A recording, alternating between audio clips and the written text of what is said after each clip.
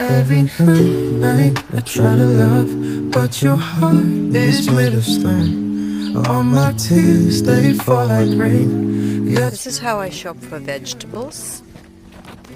I turn the corner and there is a truck that comes every week about the same time. On Tuesdays, a farmer comes and brings vegetables from his farm. And voila, these are beautiful things, all from the farm, all fresh. And he's weighing it out here. Look, gorgeous, gorgeous.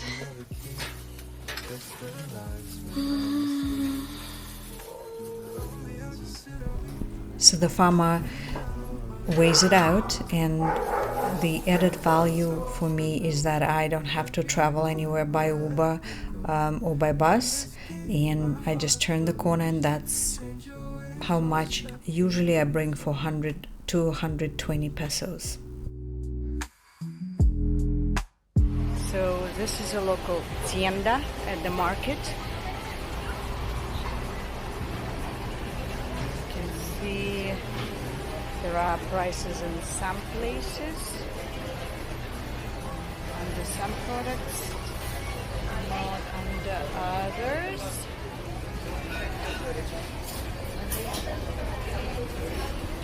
There's a meat market.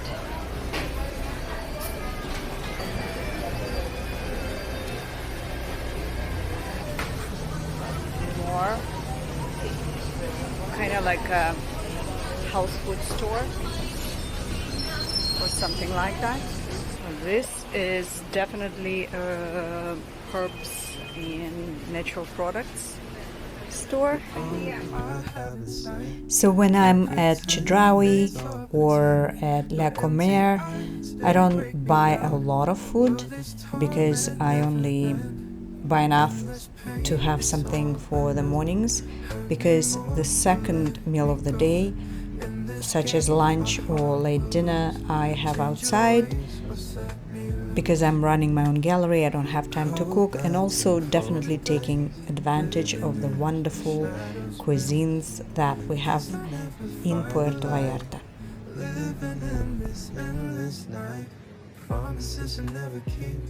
Despite that, every time I'm at Chedraui buying staple food for the morning, such as coffee, sugar, eggs, and maybe avocado, jam, you spend at least 1,000 pesos for a week.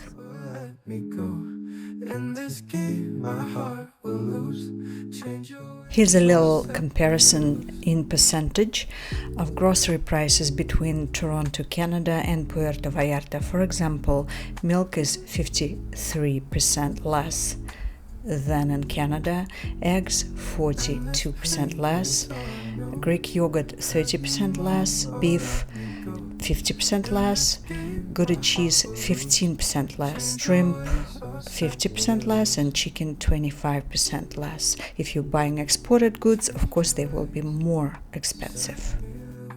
So I took my jar to the taco stand where they sell consomme with carne, and it's delicious. I also grabbed taco just to give it another try. So it's amazing, all of this for $8.50 Canadian. Depending on your budget and what you like to eat, you can spend as little as 20 pesos for burritos and tacos, up to 60 for quesadillas. The buses are only 10 pesos per ride, and that is what I ride most of the time. If I'm coming back from gallery late, then I would take an Uber. An Uber would cost me 120, 150 pesos, and it still will be cheaper than having your own car here, paying for the insurance and the gas, which is very expensive here, and I don't want to have a headache driving in a new country. And for the trips outside of the city, day trips, you can always hire a driver like I did for my trip to Sayulita and San Pancho.